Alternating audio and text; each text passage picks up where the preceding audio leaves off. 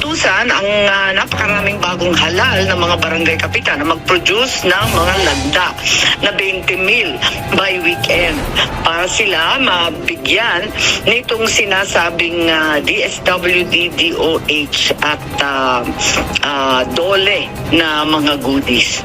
Hindi ko alam. I clearly somebody na may talagang hawak dyan sa budget, ano? So we know that the power of the purse rests with Congress. So baka yung may access talaga at some semblance of suasion and control over the funds. Samantala, ayon kay Senate Minority Leader Aquilino Coco Pimentel, kung mapatutunayang pera ng gobyernong ginamit para rito, maaring kasuhan ng paglabag sa Anti-Graft and Graft Practices Act ang nasa likod ng panunuhol at ano pa man ang pinagmulan ng salapi. Git ng senador, hindi ito tunay